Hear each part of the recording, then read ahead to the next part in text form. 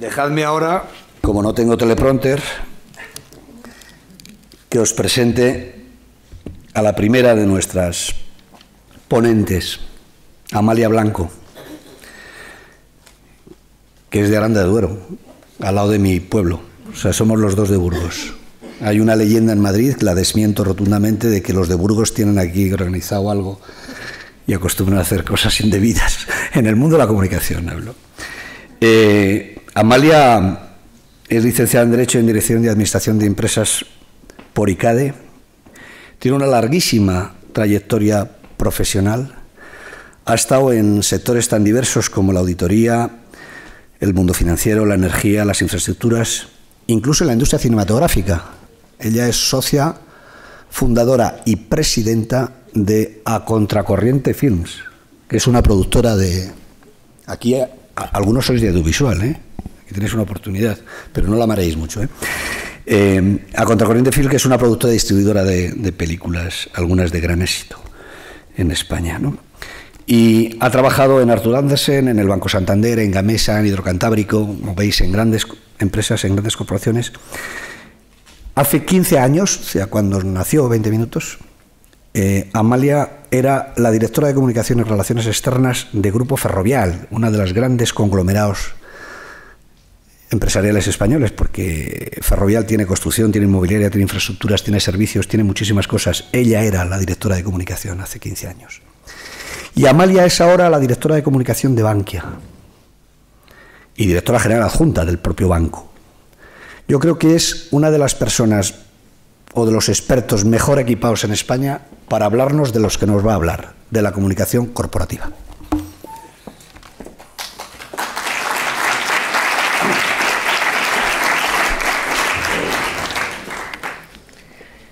Bueno, pues nada, estoy encantada de estar con vosotros. Le agradezco muchísimo a Arsenio su presentación. Y bueno, me gusta es que hables de esa tan dilatadísima y larguísima carrera, porque me hace mayorcísima, sobre todo viendo... Pese a su juventud. Eso, ¿eh? Me ha cundido mucho. Pero fíjate, os comentaba Arsenio que hace 15 años yo era directora de comunicación de Ferrovial. Ese año empecé en el mundo de la comunicación realmente. Yo hasta hace 15 años, yo empecé en el mundo financiero, empecé después de estudiar Derecho, Económicas, empecé trabajando en Arthur Andersen, estuve allí varios años, luego estuve 10 años en el Banco Santander con Ana Patricia Botín, pero de controller, yo era la controller del grupo, y no sé en qué pensarían en ese momento en Ferrovial cuando decidieron que un perfil como el mío podía encajar para llevar la dirección de comunicación corporativa de una empresa como era Ferrovial. En el fondo sí que lo sé. Ellos lo que buscaban era, lo que estaban buscando es una persona que llevase la relación con inversores. Yo desde el mundo de ser la controller del Banco Santander había tenido mucha relación con las agencias de rating y con las relaciones con inversores. Y Rafael del Pino se le ocurrió que, bueno, que si yo tenía la capacidad para hablar con unos agentes, como eran ellos, pues ¿por qué no iba a tener la capacidad para gestionar toda la comunicación? Y así me embarqué en el mundo de la comunicación que no he abandonado, excepto para esas etapas que me he dedicado solo al cine. Y que la verdad es que ha sido un descubrimiento apasionante, porque es verdad que además yo creo que en el mundo de la comunicación hemos vivido 15 años que han sido, vamos, toda una revolución. Arturo hablaba fantásticamente bien de todos los cambios que habíamos vivido durante estos 15 años en la sociedad española y en los medios y en todas las cosas. Las compañías también han cambiado muchísimo en estos 15 años, han cambiado las compañías, han cambiado los mercados, se han hecho las funciones muchísimo más complejas, la globalidad, la transversalidad, la digitalización, todo ha hecho que las compañías cambien y todas las funciones que se desarrollan dentro de una compañía han cambiado muchas, pero si una ha cambiado de una forma radical, yo creo que ha sido la comunicación. ¿Por qué? Porque además de los cambios que en las compañías se han producido, se unen esos cambios que en la sociedad y en el mundo de los medios comentaba antes Arturo.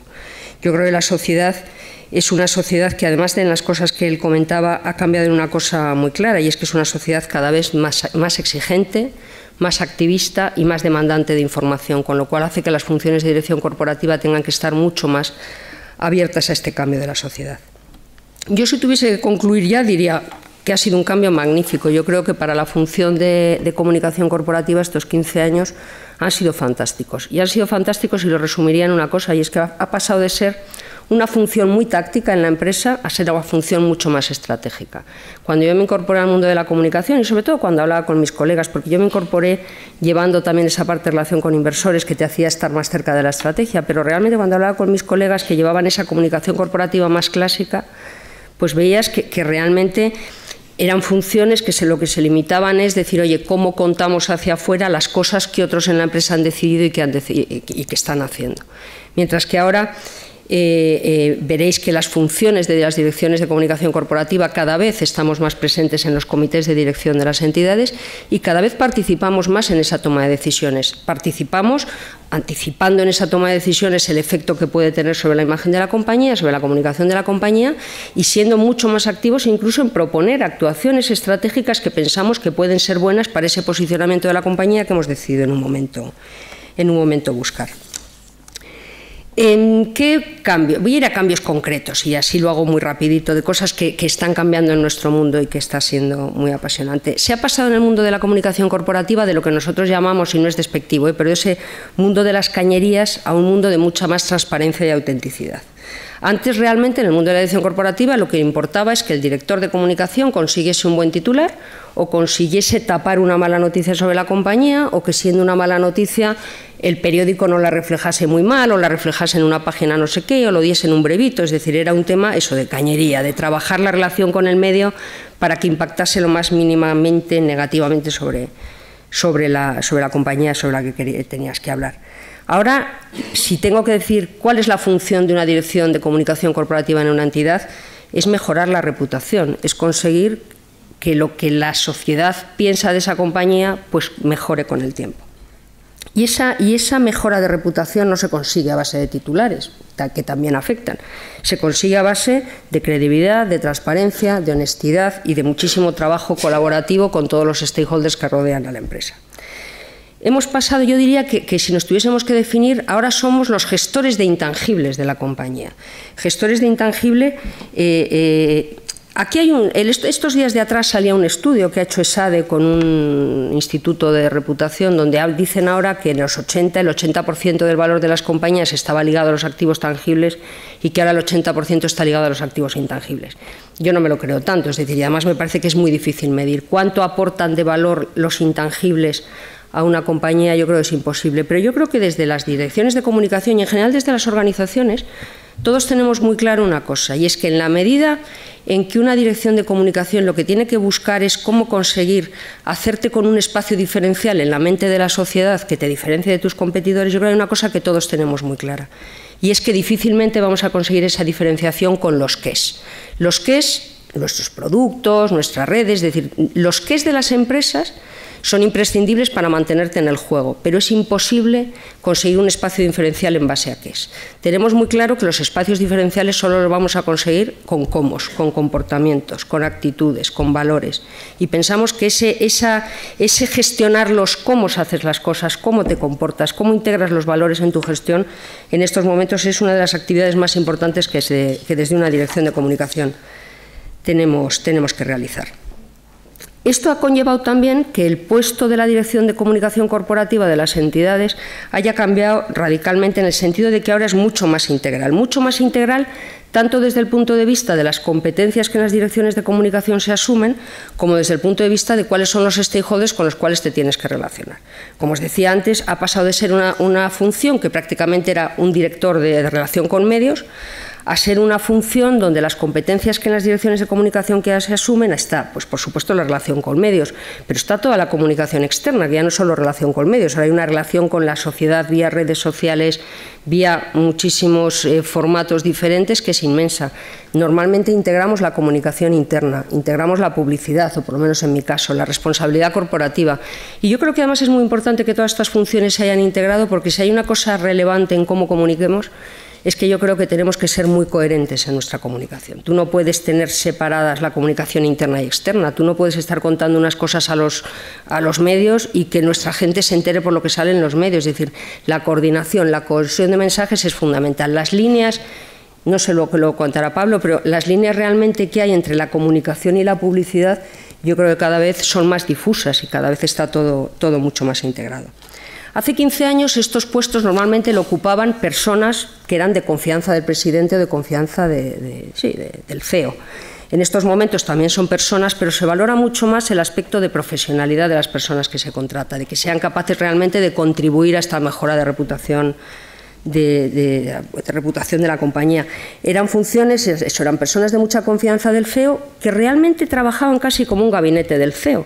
Realmente a mí una cosa, por ejemplo, que me ha sorprendido en Bankia cuando voy a dar charlas, o bueno, cuando hablo con la gente en las territoriales y les cuento lo que estamos haciendo en la dirección de comunicación, se quedan muy sorprendidos, porque es que realmente en las empresas antes no se sabía ni qué hacía la dirección de comunicación. Eran esas cañerías pegado al CEO, manejando medios, pero no saben realmente todas las cosas que se hacen. Y ahora estamos muchísimo más volcados en el negocio, en estar cerca de nuestra propia gente, en saber que nuestra gente son los principales stakeholders y altavoces de una estrategia que se defina.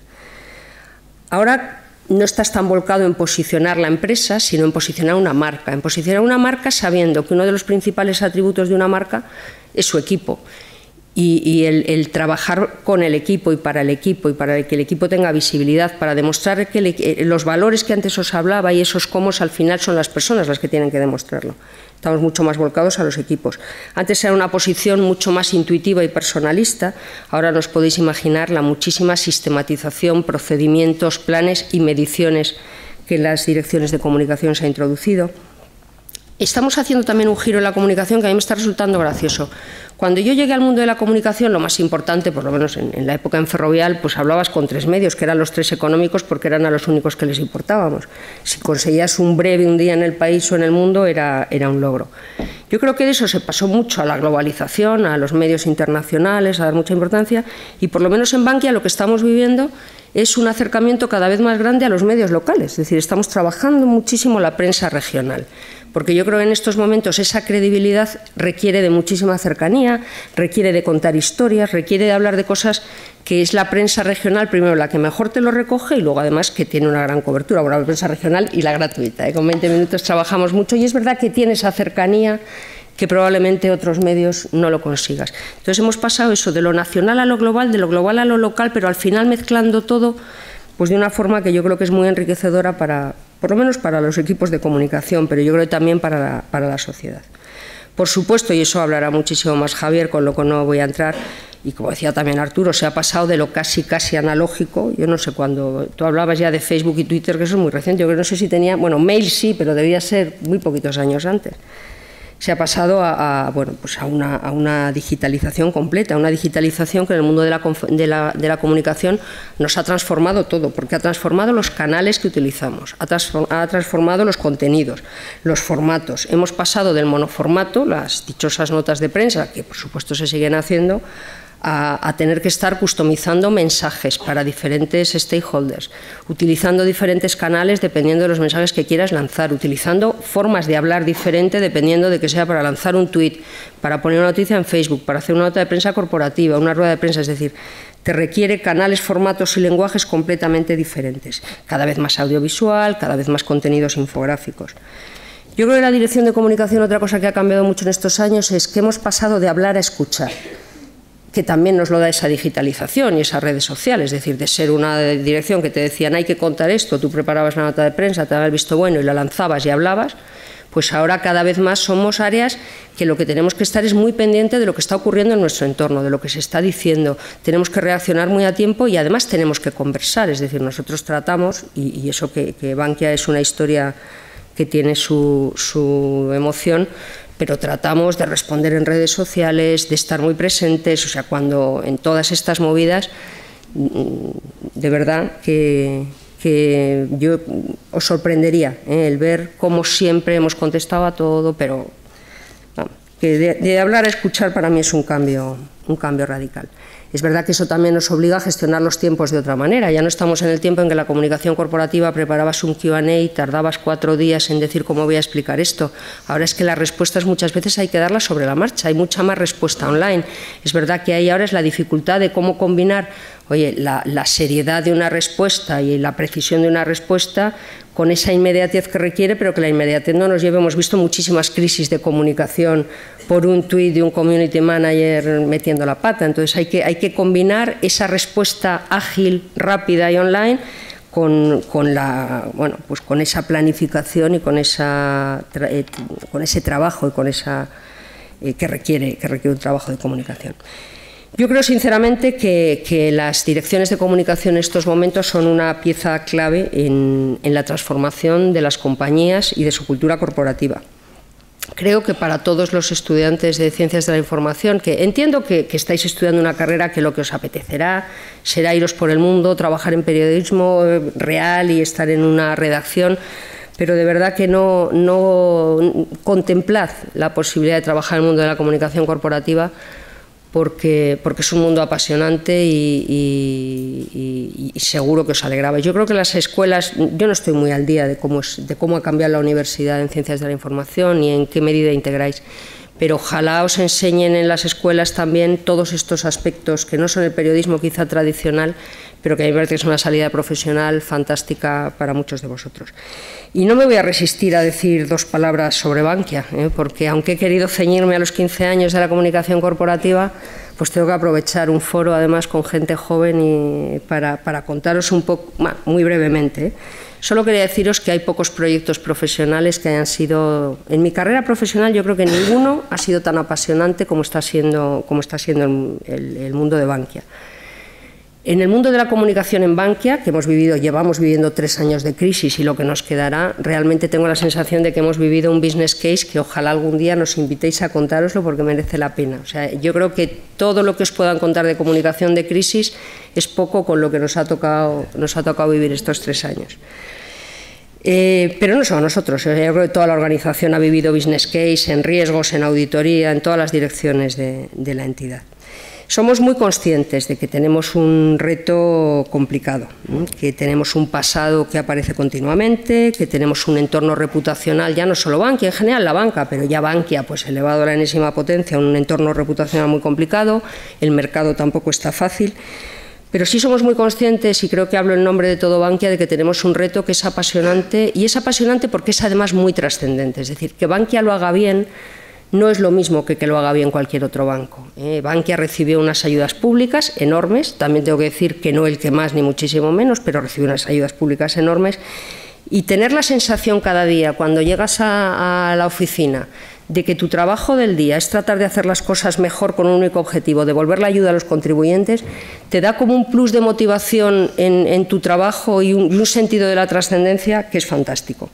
Ya os decía que estamos convencidos que el reto no va a ser fácil, que merecer la confianza de la sociedad de nuevo nos va a costar, pero yo en nombre de todos sí que os digo que nosotros desde luego vamos a luchar por hacer las cosas bien y que por falta de ilusión, de ganas y de trabajo no va a faltar.